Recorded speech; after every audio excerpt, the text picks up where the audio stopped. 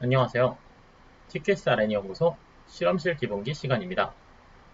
그 두 번째 시간은 눈금 실린더 사용법입니다.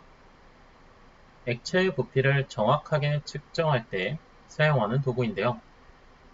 오늘은 눈금 실린더의 올바른 사용법과 주의사항을 알아보겠습니다. 먼저, 눈금 실린더가 무엇인지 알아야겠죠? 눈금 실린더는 액체를 그냥 담아두는 도구가 아니라 액체의 부피를 정확하게 측정해서 읽는 도구입니다. 실험을 하다 보면 물이나 용액을 정해진 양만큼 넣어야 할 때 사용하게 되죠.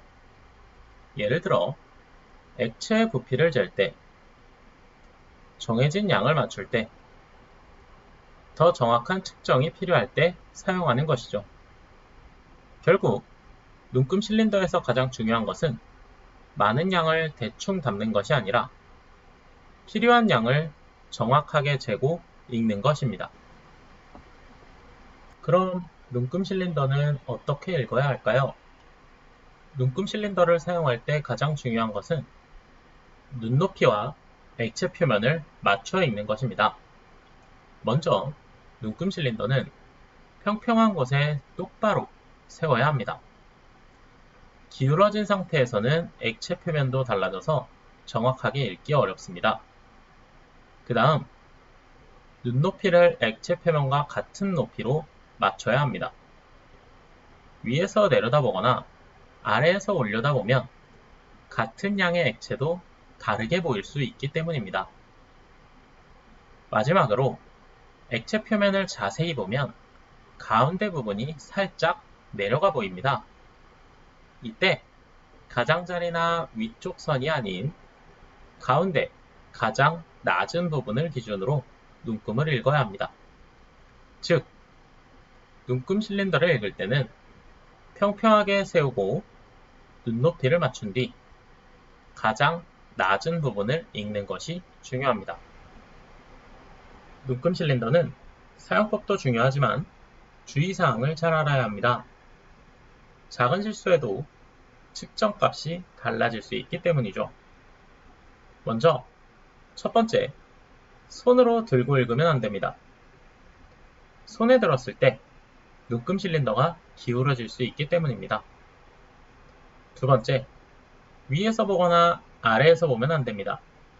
눈높이가 맞지 않으면 같은 양의 액체도 다르게 보일 수 있습니다. 세 번째, 액체 표면의 가운데 아래쪽 부분을 기준으로 읽어야 합니다. 정확한 실험을 위해서는 평평한 곳에 두고 눈높이를 액체와 맞춘 뒤 가장 낮은 부분의 눈금을 읽어야 합니다. 그럼 눈금 실린더 사용법을 알아볼까요?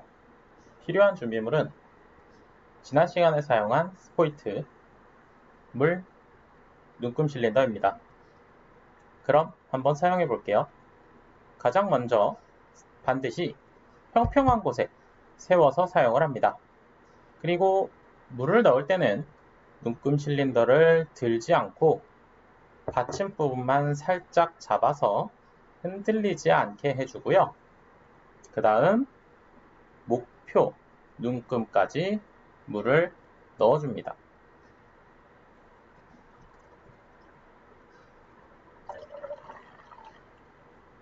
그리고 정확하게 맞추기 위해서 스포이트를 이용해서 목표 눈금까지 채워주도록 하세요.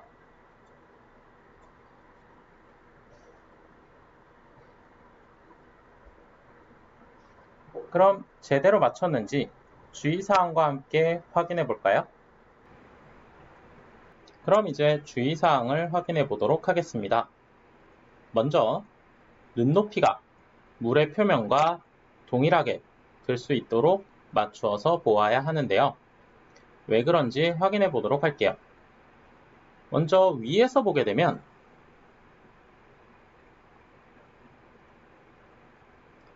원래 들어가야 하는 물의 높이보다 높아 보일 수 있습니다. 반대로 아래에서 보게 돼도 원래 보고자 하는 높이와는 다르게 적게 보일 수 있어요.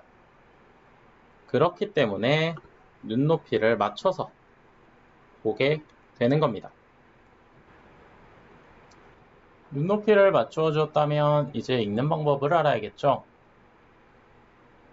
눈금 실린더를 읽는 방법은 여기 있는 물 표면에서 위쪽 이 눈금을 읽는 것이 아니라 아래쪽 이 표면을 읽어주는 것이 중요합니다. 자세한 내용은 캡처본을 통하여 설명해 드리도록 하겠습니다. 이렇게 보니 잘 보이시나요? 표면을 자세히 보면 가운데가 살짝 낮게 휘어 보이는데 이를 메니스커스라고 합니다. 눈금 실린더를 읽을 때는 이 위쪽 표면이 아니라 가운데 가장 낮은 부분을 기준으로 눈금을 읽어야 하는 것입니다. 실험 잘 보셨나요?